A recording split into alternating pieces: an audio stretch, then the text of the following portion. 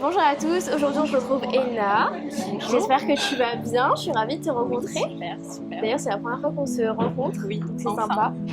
Aujourd'hui on se retrouve parce que Ena a sorti son livre. C'est un livre sur la religion, la spiritualité, ta biographie aussi un petit peu. Exactement. Aujourd'hui on va en parler.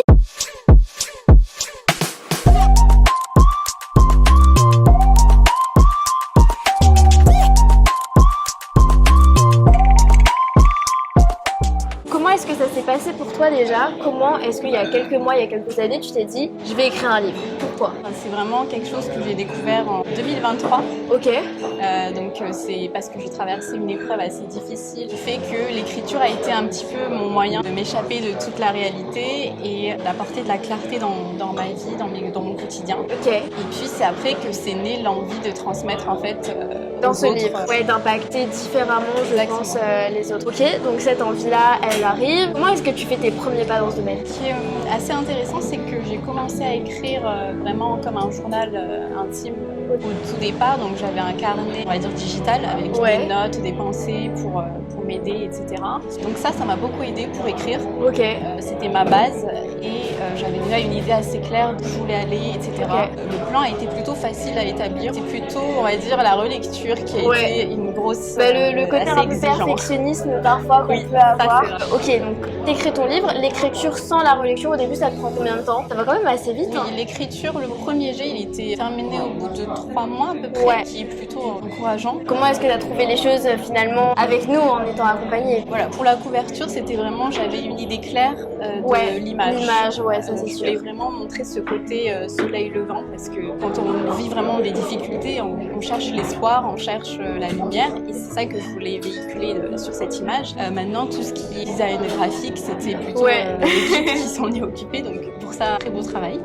Bah ouais, là on arrive à quelque chose de important super aussi. sympa. Bah oui, évidemment, parce que c'est ces détails qui vont faire vraiment la différence. Bah, comment ça s'est passé du coup après le lancement en globalité? Là, ça fait quelques semaines qu'il est sorti. Est-ce que tu as déjà eu des premiers retours? Oui, je m'attendais pas à ça. Effectivement, j'ai déjà eu des retours de pas mal de personnes qui ont lu le livre et qui ont simplement vu la préface, par exemple, et ça les inspire déjà. Donc moi, ça m'encourage encore plus. Pour toutes les personnes là qui aujourd'hui nous écoutent, qui auraient aimé écrire un livre mais qui ne se sont pas encore lancées, qu'est-ce que tu leur conseillerais? Je dirais, c'est vraiment oser.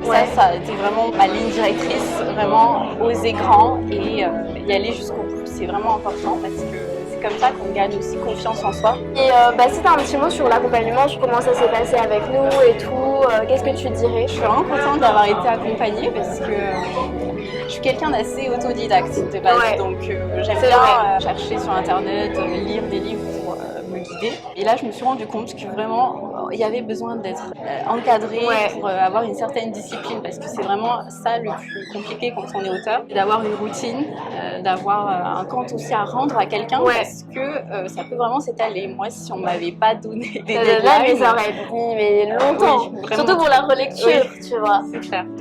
Donc voilà, c'est un conseil que je donnerais. Faites-vous accompagner si vous en avez vraiment le besoin. Et puis, c'est toujours bien d'avoir un avis extérieur. De pas être seul. Et sur ton livre, du coup, à qui est-ce qu'il est destiné? Explique-nous juste un petit peu quelques mots.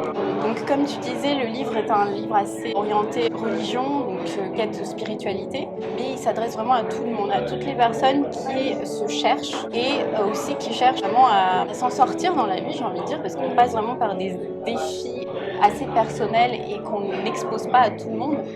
Et ce livre vient vraiment répondre à ces questions de comment je fais pour me relever après les épreuves, comment je fais pour traverser l'épreuve et finalement sortir vainqueur, on va dire, de ces épreuves-là. Pour toutes les personnes qui cherchent d'ailleurs le livre de Ena, vous pouvez le trouver dans la description et puis même on mettra tes réseaux sociaux si besoin pour te contacter. De toute manière, voilà, si jamais vous avez envie de voir son point de vue lié à son éveil spirituel, lié aussi au fait que tu es une jeune femme comme moi et tu as une vision assez différente, je dirais, de la moyenne, ou en tout cas beaucoup plus profonde que les gens, je conseille à 100% son livre. Donc voilà, merci beaucoup à toi d'ailleurs. Et j'ai hâte que ce livre touche encore plus de personnes. Et puis nous, on se retrouve dans une prochaine interview si vous voulez sur la chaîne. Et si jamais vous voulez écrire votre livre comme Ena, on peut tout à fait aussi vous accompagner. Vous pouvez prendre rendez-vous avec moi, donc dans le lien dans la description. Et comme ça, on en discute. Et peut-être que dans quelques mois, on sera là en train de faire une interview avec le livre ici et tout sera parfait. Ciao tout le monde. Ciao.